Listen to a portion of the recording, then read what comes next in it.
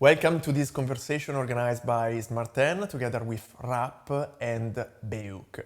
I am Michael Villa, I'm the Executive Director of smartEn, Smart Energy Europe, the European business organization gathering 75 companies offering on the market solutions to enable consumers of all types to become flexible and active. Among these consumers, of course, we consider also households. And this is going to be really the topic of today's conversation with RAP and BEUC. We wanted to explain why households should become flexible, active players in the clean energy systems and what are the benefits for them to become these active players for benefits for themselves, but also for the entire energy system. I'm letting now our guests to introduce themselves.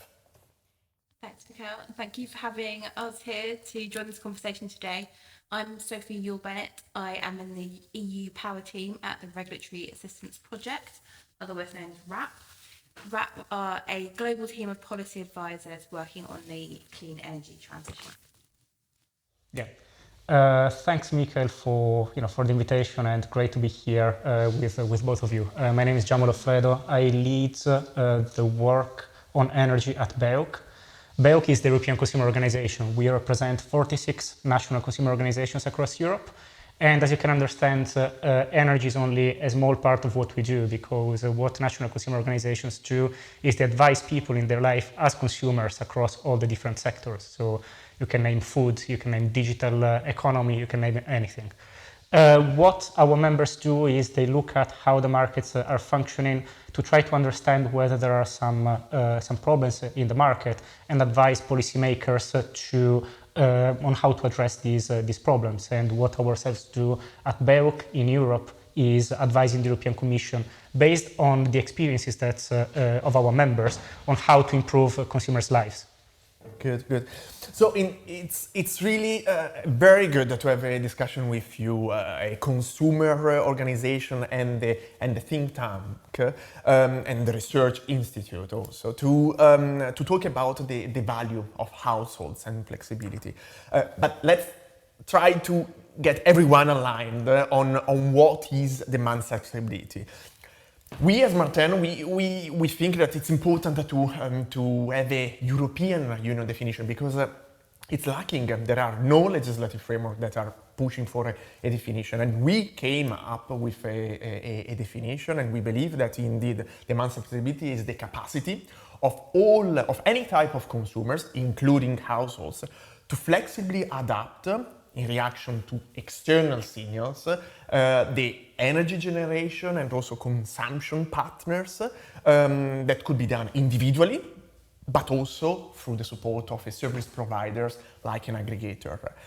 To do that, of course, each kind of consumers need to have flexible assets. And what are we talking about? Well, it can be different loads in a building or also in industry, but also storage solution and generation assets deployed in the different end user sites. Concretely, now going from this generic and theoretical description to a household. So we are in a beautiful house. What are the assets, the flexible assets that we are talking about, and what is indeed, in concrete terms, what we are talking about? Can you give some examples? Well, to our perspective, flexibility actually means using energy in a better way than we're using it right now, but with the same consumer experience. Just to make a concrete example, at the end of the day, consumers will be able to engage with flexibility. For example, if they have a smart thermostat. A smart thermostat will understand when is the best time to heat the home, because for example, it will allow the heat pump to react to signals coming from aggregators, so it will allow the heat pump to work and to heat the home when prices are lower. But at the end of the day, I mean, what will happen? I mean, the consumer experience will remain the consumer experience that the experience the consumers have today. They will have warm homes when they need them. The only thing that will change is at what time the heat pump will hit the home. And similarly for charging electric vehicles. At the end of the day, engaging in flexibility for a consumer with an electric vehicle is simply charging the car and having the car fully charged at 8 in the morning when they will need it again to go to the office. And then when the car is charging is, from the consumer perspective, is irrelevant as long as they have the guarantee that at 8 in the morning the car will be fully charged. So digitalization will automatize this kind of adaptation of your consumption, and the comfort, the well-being is not impacted. Exactly. Sophie, yeah. Yeah, I think that's a really important point, Jaume, that you just made, that we don't need to sacrifice comfort or convenience at all. In fact, having these automated smart technologies actually increases the convenience, because we can pre-program our heating to come on, or we can have automatic smart charging of our EV, so that we know that automatically it will optimize the system to make sure that we don't pay any more than we need to. Just like when I plug my phone in at night, automatically optimizes for the battery use. All these equipment that we have in our home can be optimized to match the electricity system. And so we haven't had an opportunity to prowl around this beautiful home and identify the flexible assets, but broadly speaking, a flexible asset is any equipment that supersizes our ability to be flexible, by which, as you've explained, we mean the ability to use energy in a smarter way, so that it aligns when the power system prices are lower, usually when there's more renewable energy on the grid. So it's really important in this new net zero world. Supply side has evolved with this amazing renewable low cost generation, but we're still using energy on the demand side, the customer side, just like we always have done. We don't align our usage in a way that makes the most out of those renewable assets. It's really important that we do that, not only because we need to get off gas really fast now in Europe, but also we need to electrify heat and transport to get those sectors off gas. And if we don't want our grid to be overwhelmed and for us all to have to pay for more expensive grid upgrades, that will mean we'll have a slower clean energy transition and a much more expensive one, we need to very fast scale up these flexible assets so that we can integrate their renewable energy and also these newly electrified loads in the least cost and fastest way we can. Good, good. You mentioned indeed smart charging, you mentioned about electrified heating.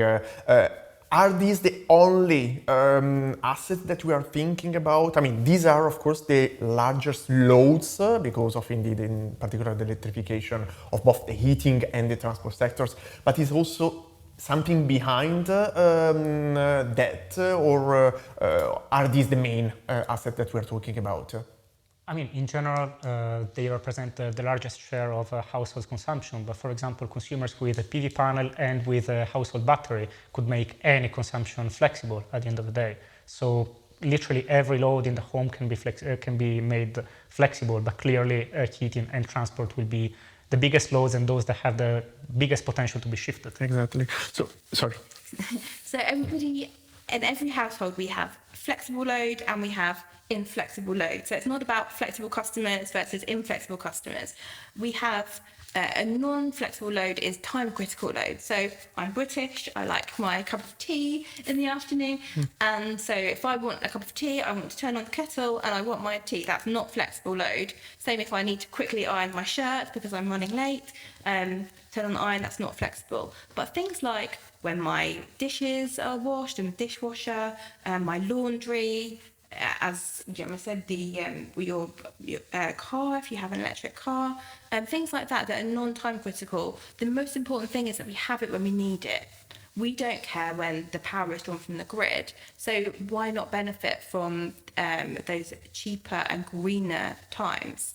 So technology can be used to basically make more of our load flexible by decoupling the enjoyment of it from when it's used. but actually we can have smart appliances, so all the white goods in our homes, like our washing machines and our dishwashers and our fridges, can be, for example, a freezer can be pre-chilled, so you turn down temperature more before the expensive period, and it stays at the optimum temperature during that period. It's been used in industrial processes, and commercial customers have been using this, for 50 years, since the 70s. But now with the smart appliances, with automation, with smart meters and sub-meters, it's suddenly been possible in homes, and with fast internet access as well. Exactly. And you can mix and match. It's not all or nothing. So you might have a dynamic tariff which tracks the wholesale prices for highly flexible loads like your heat pump or your EV, but then have a fixed price that then either offers you cash back or some kind of bonus for being flexible, or maybe you pre-agree with your supplier or a third-party aggregator what those temperature needs are, or how many charges you need a day, and what time frame, and then you get a lower fixed tariff as a result of that. So it depends on what your preferences are. Yeah, it's really a multitude of signals and different assets that could be deployed. And as you said, Jaume, the evolutions towards a prosumer business models would imply that we are not just talking about loads, so consumption assets, but also generation that would then increase the consumption that also needs to react and be tailored on the basis of the signals that we are receiving from the signals. Can we just also mention energy efficiency as well? Because one thing that lots of people don't realise, and I didn't realise when I started working in the demand-side flexibility industry, is that energy efficiency and flexibility go hand in hand. Exactly. Because energy efficiency it makes your home like a battery. It's thermal storage. So if you have a really energy efficient home, which is a no-brainer in a time like this when we're in the middle of energy crisis with very expensive prices, not only can you reduce your overall demand, but it actually gives you a much wider window of flexibility. Exactly. So you can preheat your home, or even pre-cool your home with those heat pumps can cool buildings as well. And even though we're worrying about the winter now, we've just come out of a series of heat waves in the summer. So energy efficiency and flexibility go hand in hand, and flexibility just really sort of supercharges the potential of an energy efficient home. But that's why also we think that we need to embrace a new concept of energy efficiency, not just for a static reduction of consumption, but also a dynamic adaptation of your low consumption, thanks to energy efficiency measures, to help integrate more variable renewables. That's why, indeed, the most cost-effective scenario for the clean energy transition will be to have a three-pillar dimension with energy efficiency that will help to save energy, flexibility that will help integrate more variable renewables, which will be the third pillar, in a cost-effective way in sectors that are indeed consuming low because they are very efficient. And only in this case you will have a system which is more efficient, because indeed you will integrate better variable renewables, you will avoid the costs in grid expansion, and it will be beneficial for the wholesale markets, for consumers. So it's really a win-win. But of course, we need to go beyond the specific focus of energy efficiency, just as it's considered now. Yeah, and you would also avoid needing gas power plants to cover the peaks. I mean, if we had flexibility now, we wouldn't be in this crisis, or maybe we would still be in this crisis, but it would be less bad than it actually is right now. What we're saying, it's really helping us to talk about then the benefits. Indeed, smartEn issued a publication really to quantify in 2030 in the EU the benefits from the activation of demand-side flexibility, really to put numbers on the different multiple benefits from the activation of the flexibility from all demand-side sectors, including households, including from our homes and offices that we occupy. And it's clear from this quantification that consumers can have direct benefits and indirect benefits. We calculated that 71 billion could be the costs reductions that consumers that directly participate because they have their flexible assets that they want to activate can get from this participation to the flexibility schemes. But also consumers that do not actively participate will have a benefit that has been accounted in around 675 euros per capita in 2030. And these are calculations based on prices pre-crisis. So imagine that this will be even higher. Why? Because if indeed there is a part of consumers that participate and activate this flexibility, it will have a reduction in electricity prices. It will indeed, as we were saying before, offset costs for renewables curtailment or reduce the needs to invest in grid infrastructure. So it's really a multitude of benefits for the consumers, including households of this flexible activation. So really, this is an effort that we believed was important because it has never been quantified. And it is very important to highlight that it's not just industry that can provide the flexibility to the system, but it's also the individual households. Of course, in different degree, but the potential is there, and we need to make that flexibility activated and not just keep it as a dormant potential. Yeah, I think it's, as I said, really difficult and really important to try and quantify those system costs.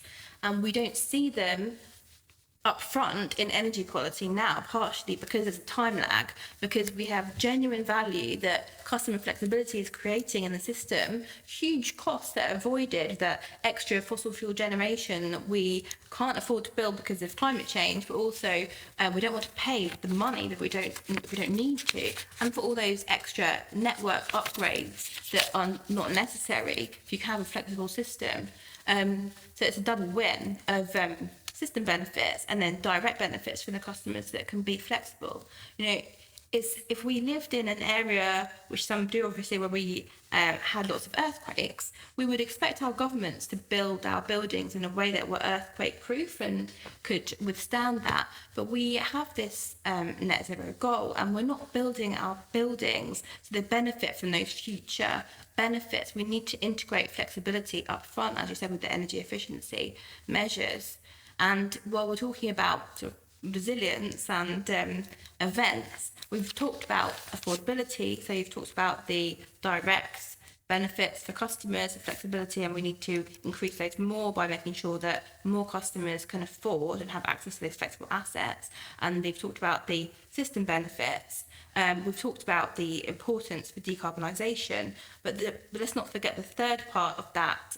The energy trilemma, as it's sometimes known, that triangle is reliability, right? So we are in the middle of an energy crisis where people are worried about security of supply and resource adequacy, but we often underplay the reliability and resilience importance of energy efficiency, of energy efficiency and flexibility together. I mentioned energy efficiency because in a crisis, having flexible and efficient buildings can be the difference between life and death, as we've experienced in the Texas big freeze and the polar vortexes that we've had. But also, if there's a system stress event, having that automation and that smart homes means that system operators have more options of having rolling outages to keep everybody safe.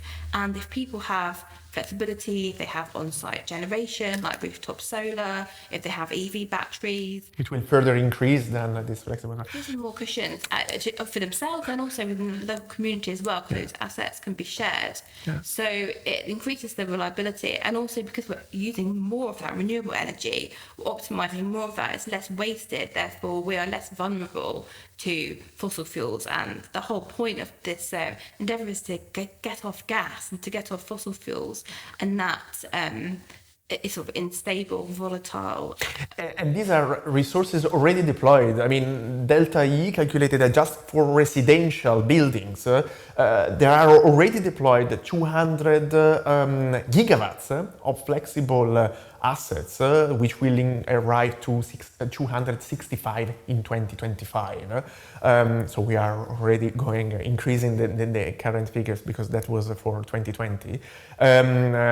Of non-dedicated assets, so an asset that you are not specifically deploying because of its flexible value, but because they are heating, you are buying because of the heating, you are buying because you need a transport asset like an electric vehicles, but they can be flexible resources that can be already deployed. How? Of course, then the problem is the activation, and so the signals that are missing, and so the price signals that you were mentioning before, but also the incentives, because you have markets that are open and needs to be remunerate even small-scale flexibility, because at the moment the problem is that yes, some markets are open to large flexible resources, but the barriers for the aggregators that are aggregating the individual little flexibility of thousands of homes still is a barrier. So this is something that really we need to work to enable this activation of non-dedicated assets to be activated to solve the crisis of today. And if you allow me, of course, allowing households to contribute is good, because it will allow system operators to have more options, as you said. But at the end of the day, we can look at it also as a way to make the energy system more democratic. I mean, at the end of the day, it's a matter of democracy. We do understand that in the past, industry was contributing more, and was at some point industry was the only sector that was able to contribute, because there were some barriers in terms of digitalization. But now that these assets are there, why not giving consumers the chance to benefit from flexibility? Exactly. Once again, system efficiency. So let's use what is already deployed everywhere, including our homes, for the system, for the clean energy transition, but also the current crisis. And this is indeed where I'm trying to then move the conversation, because indeed, we are living in a crisis where it's both an affordability and security of supply crisis. We calculated together with DNV that in 2023, so next year, if demand subsidiarity is activated, we are gonna have 16 billion saved in total gas costs. So this is an immediate impact. Of course, now, because of what we were discussing before, the major contribution is going to be from industrial shedding, so industrial curtailment of energy. But then we are seeing that already in 2025, the contribution of buildings in this gas demand reduction benefit will increase because of the increase in electrification and because of the elimination of the barriers that we expect for also small scale demand side sectors. And in order to activate this potential, EU institution agreed on a 5% peak demand electricity reduction, which should be a stimulus to quantify and enable indeed the activation of the flexibility potential from all end-user sectors, including, we believe, from households. What do you think? What do you think, first of all, about this proposal? how do you expect that this will activate the demand side flexibility, and if you think that also households should contribute to this kind of obligation? I mean, to our perspective, it's great that the Commission is proposing that, because we know that many consumers want to contribute. So, and the only thing that they're missing is the signal, it's the advice, it's being put in the condition actually to contribute. So this proposal actually goes into the right direction, into empowering consumers to be part of the solution. And I mean, we've seen that also with COVID, for example. With COVID, several millions of people or billions of people across the world decided to stay home and to contribute to address this crisis. And this time as well, I mean, I'm pretty sure that many consumers will want to contribute, and we know that because what the National Consumer Organization see is that consumers want to be part of the solution. Clearly, for consumers to be able to contribute, simply doing some information campaigns, giving them some random tips here and there is not enough. Yeah. You really need to break it down to the consumer to make it very easy to the consumer. Otherwise, they will not be able to contribute because they are not experts in energy. Yeah. There are some schemes that have been deployed in the past, in the recent past, or even far past. California, for example, recently, where consumers were receiving signals, SMS, telling them, listen, reduce your consumption at this time, and it will be remunerated. But also in France, EDF has been doing that for decades with its tempo tariff. So we know the consumers want to contribute, they don't know how. This target actually pushes member states to activate themselves, to rethink how to engage consumers, to find a way that is effective to engage consumers, and consumers will want to engage. Yeah. And I'm pretty sure that after we finish, after the crisis is over, flexibility will become the new normal. Just like before COVID, in many companies nobody thought about doing video calls, and now everyone still makes video calls after COVID. Same way, I'm pretty sure that flexibility will become maybe not the new normal, maybe not the new default, but it will become something that's way more widespread than it is right now. Yeah. And not only on one direction of activating this flexibility through price-driven schemes, as the one that you were mentioning, but also in an explicit way through incentives, and so eventually also with the support of an aggregator, whether independent or through your suppliers, that could also valorize that through electricity markets. So both are extremely important, and we really need to avoid to have a cannibalization between the two, but allowing the consumers to choose what kind of schemes. Sorry, Sophie. No problem. I completely. I mean, COVID's a really good example because it just shows how necessity is the mother of invention. But it wasn't just people and governments. We had the incentive, and we have a target now at a European level, which could provide an amazing catalyst for household flexibility. But just with COVID, we need collaborations we need distribution of this. So we need the private sector to come forward, to work with local governments, to work with suppliers are going to be key in doing this as well, so that all of these things can come together so that we can use the assets that we have.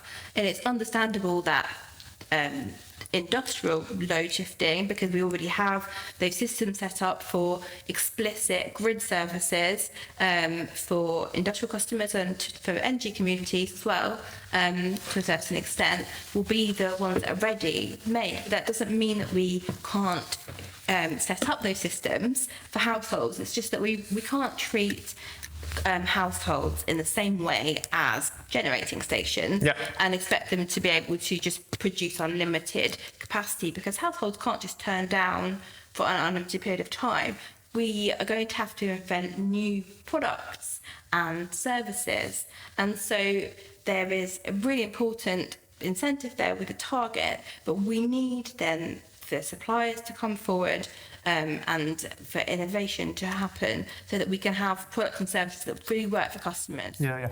But not only suppliers, also system operators of all levels to use this as a scheme to open indeed their markets, whether existing like ancillary services or the creation of new markets like local flexibility markets by DSO, but also NRAs to finally open their wholesale markets to indeed activate this flexibility. So yes, there are, and also another player that could be very much in the position to help achieve could be the social housing authorities. Imagine how they are so close to even vulnerable consumers. And in France, there have been also this kind of schemes to help them deploy flexible devices that can then react to signals. And this is a way to enable everyone from the society to participate and in this case shift the peak because of a benefit for themselves, because of course you will reduce your energy bill because you are not consuming where it's gonna be very expensive, but also for the system because we will not use these gas peaking plants, and so ultimately increase the resilience and the energy independence. So it's really a dispersed contribution where everyone can contribute. Yeah, and you've picked up on some really key themes there. So there's transparency. So as you mentioned, the role of regulators is not to decide what those products should be for customers or to pick the winners, but actually to make sure that we have transparency and they have enough information gathering so that third parties can come forward and provide those demand-side grid services. And unless we know the underlying assumptions of system operators in terms of what they think is needed, and we have the visibility on that data, those third parties can't come forward. So there's transparency, visibility in terms of who is out there, who are these customers, what are the flexible assets that are really contributing, and having that anonymized data set so that we can increase competition and provide services that are really important. And inclusivity, so making these services inclusive by design so that we don't just create a product or just cookie cutter replicate a product that we use successfully for industrial customers and expect them to work for, say, social housing. We need trusted local advocates. We need ways for customers to access those technologies, and the services need to be simple enough for people to be able to really understand them and to trust them. And those, all of those things rely on the information and the price signals, but it's not going to be enough. It needs to go all the way through the supply chain to the customer. Without indeed having customers individually to know all these complexities, because indeed ease of use, I think it's trust and ease of use is one of the main requests that are coming from consumers. So also relying on third parties that can help in an automated way consumers to activate this flexibility is also where we need to go. And digitalization will help. Of course, but ease of use and simplicity will be key. And sometimes when people think about demand-side flexibility, they think, oh, maybe that is not necessarily good for consumers because they will never be able to, to understand what the offer is about. But if we look at existing offers, standard offers, actually we have evidence that consumers don't understand standard offers either. Mm-hmm. We have, for example, our Norwegian member, the Norwegian Consumer Council, every year they do a survey, a consumer survey, to try to gather what is consumer understanding of their energy offers. And one of the questions that they ask every year is whether consumers are on a fixed price tariff or on a dynamic price tariff. And 50% don't know, 25%, so on top of this 50%, 25% say, oh, I'm on a liquid contract or I'm on a solid contract. So things that don't necessarily exist.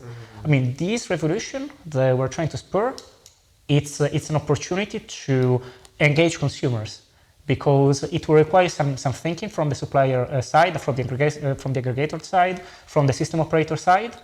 But we really have the chance now to make sure that consumers are fully informed about the offer that they're signing up for, and basically this will improve consumer acceptance. But indeed, I mean, based on your experience and your contacts with the broad network of consumer organizations throughout Europe, what's the information that you get from them with regard to indeed the willingness of consumers to participate to dynamic price concepts? Because I mean, if we hear about politicians, whether they are from capitals or in Brussels, they are always saying, well, we should blur the signal, we should provide regulated tariffs because consumers don't want to be subject to any kind of price signals. And so we need to protect that, in particular now.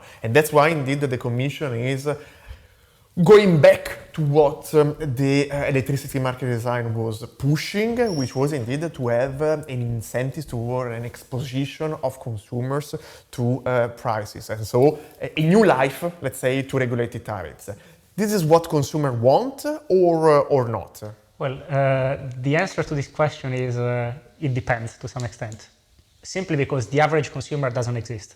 If you think, I don't know, an 8-year-old lady or a family of 4 or a young professional living in Brussels, there are 3 different consumer groups and they have different preferences. You have some consumers who want to be engaged in dynamic price contracts. Some of them still want to be engaged in dynamic price contracts. For example, those consumers that have an electric vehicle that could charge the car off peak and they could make big savings.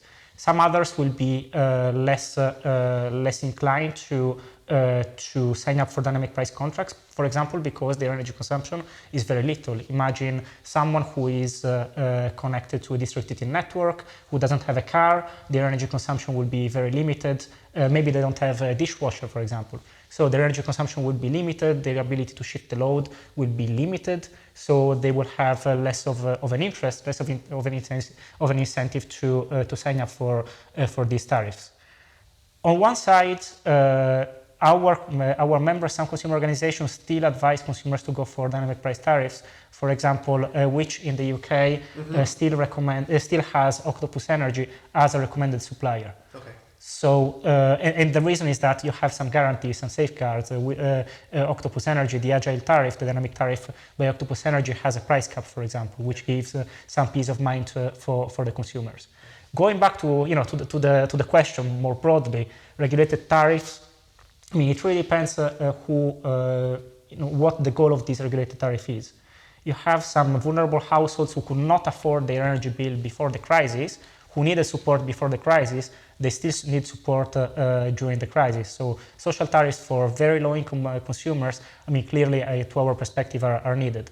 But then you have also those very rich people with a swimming pool, heating their swimming pool with a gas boiler, with an electric boiler. Why should they be protected from these prices? I mean, what we need actually is them to react to those prices and reducing their loads. And then you have the middle class, and for the middle class, it's a little bit more complicated, in the sense that they will need some support, but maybe you can tie this support to some positive actions, like for example, you install you switch your light bulbs. You buy LED light bulbs and you give some remuneration for that, or you switch to more efficient appliances and you give some remuneration for that. Or, as the Commission proposed, they receive an incentive for reducing their demand at peak load, and they will receive some remuneration for that. So again, just to say that the world of consumers is multifaceted. Yeah. Some will definitely need support. They needed support before, they need support right now. Some don't necessarily need support, because at the end of the day, I mean, why should taxpayers contribute to a consumer who has a swimming pool?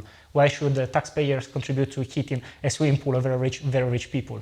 And the middle class, they will need, for the middle class, we will probably need some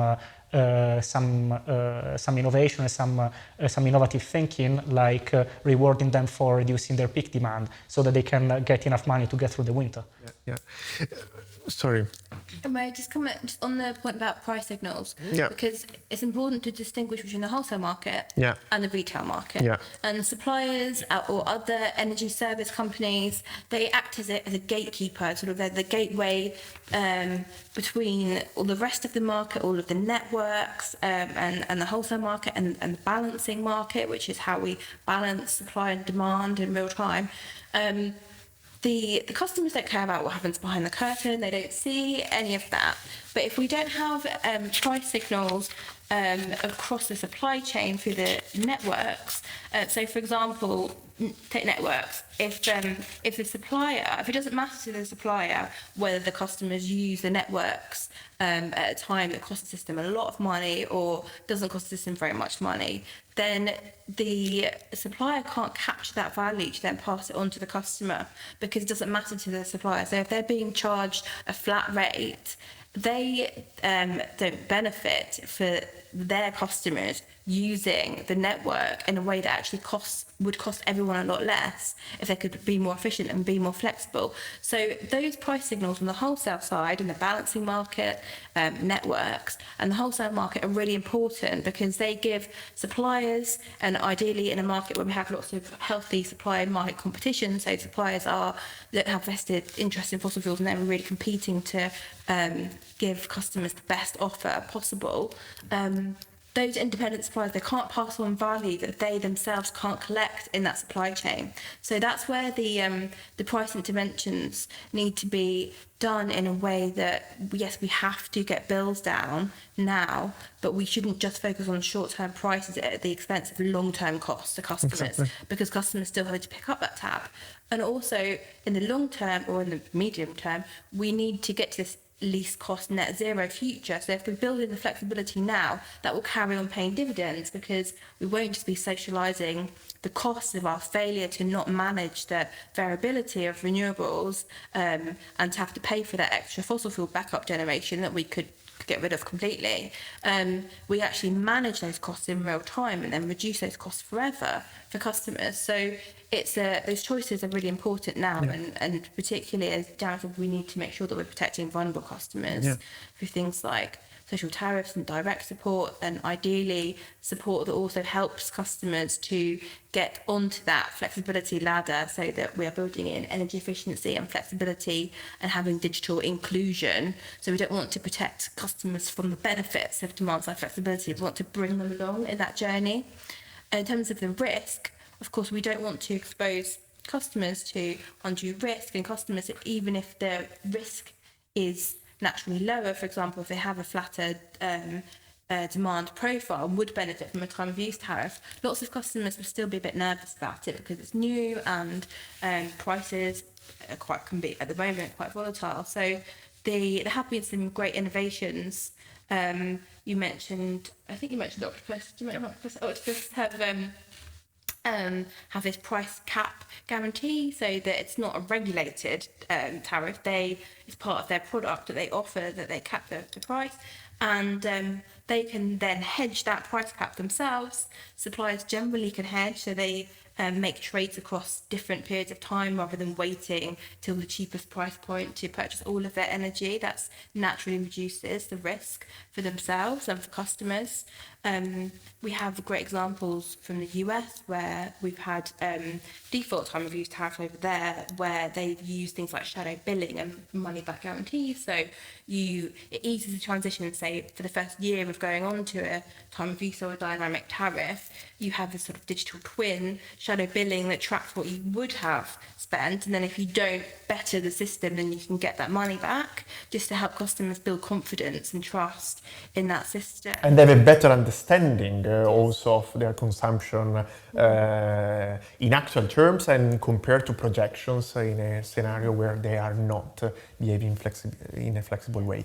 But I mean, this is part of a solution, so to react to price signals, and another part is to participate to markets, so have an incentive to activate, because then you are bidding into different markets that are either existing, like wholesale markets or balancing, but also new markets, like the ones that can be created by DSO because of the procurement of flexibility that they need to investigate and set up instead of just thinking in grid reinforcement.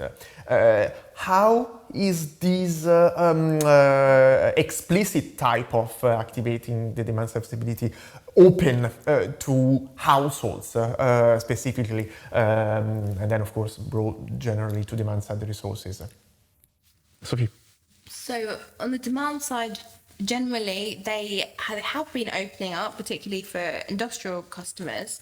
The European Clean Energy Package gave all customers, including household customers, the legal access to those markets, but their implementation has been patchy across member states. So the first thing to do is actually give customers access to those markets in the first place.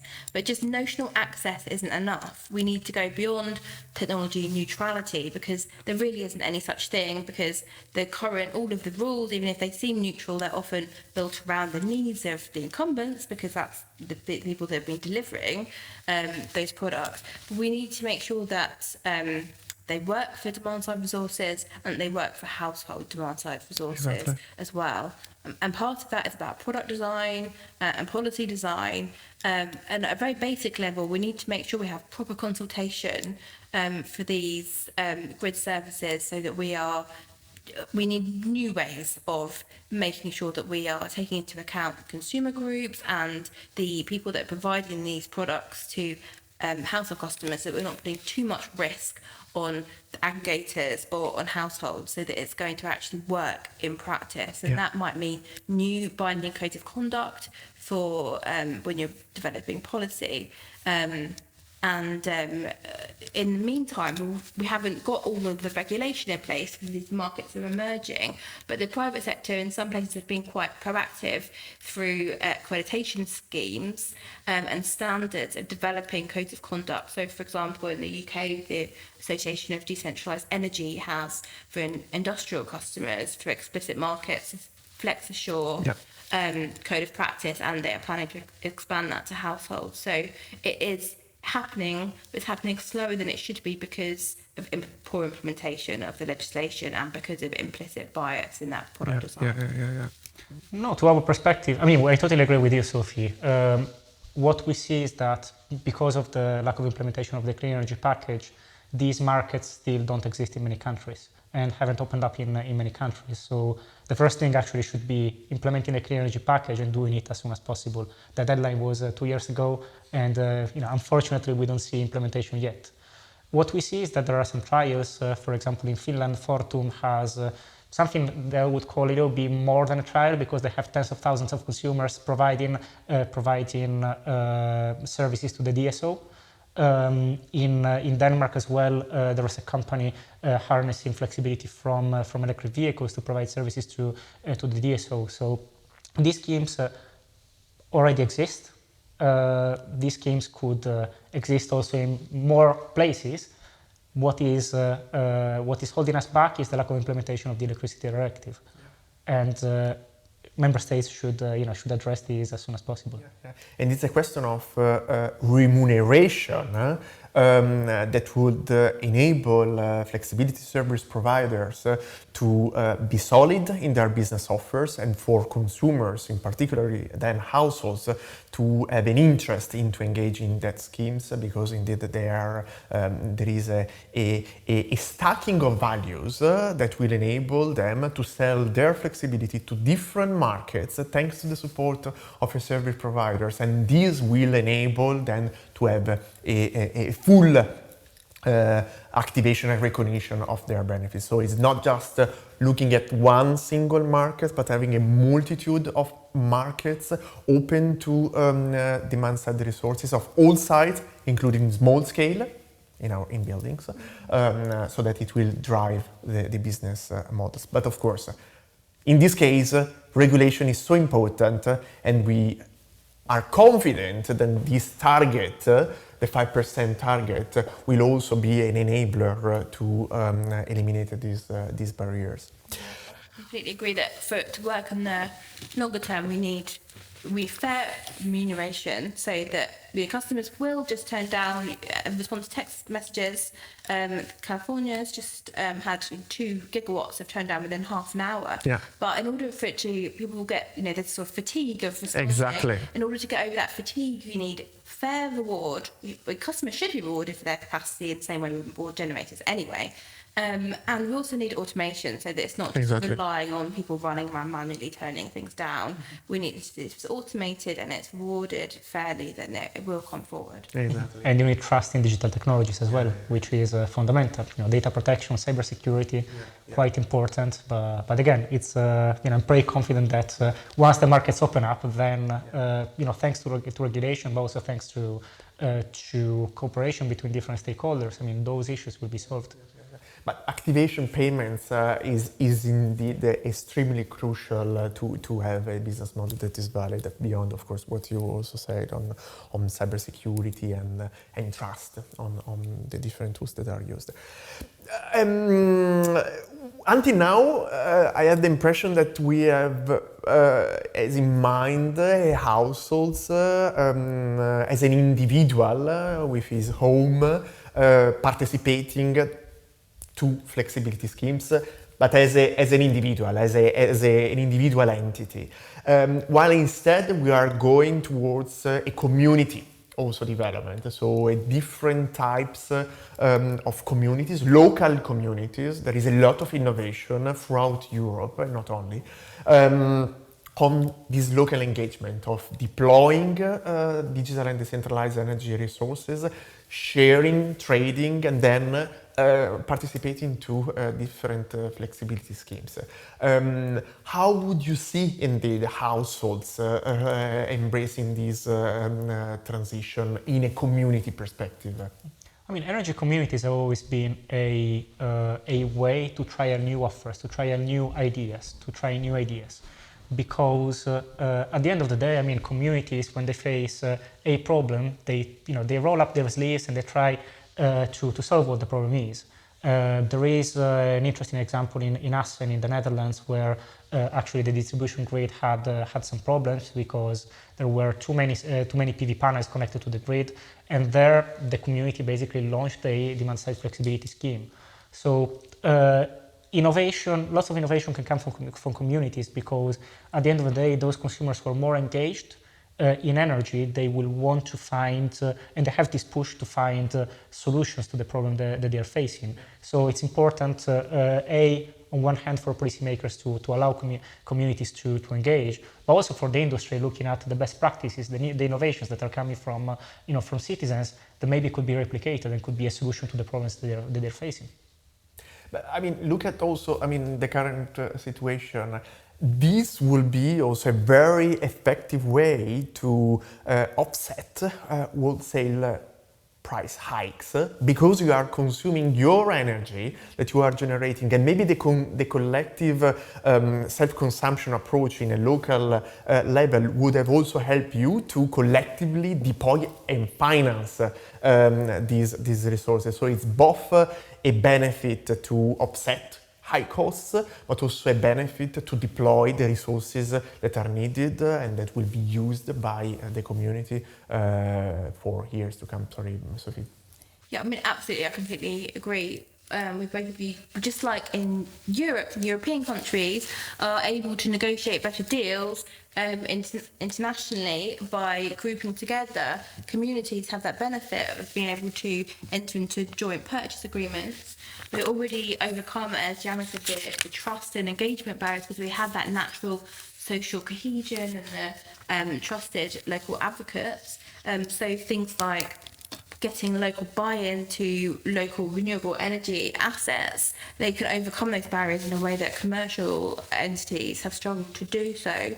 It's important that energy communities are paid for the fair value, for the system value of the value that they create through flexibility. But having a community is it's a natural hedge, because you can combine all of those flexible assets together in a way that makes sense, and you can scale up not just the technologies, but the knowledge sharing, so that you can have those, it's a naturally aggregated pool. So it's no wonder that communities have been natural pioneers of flexibility.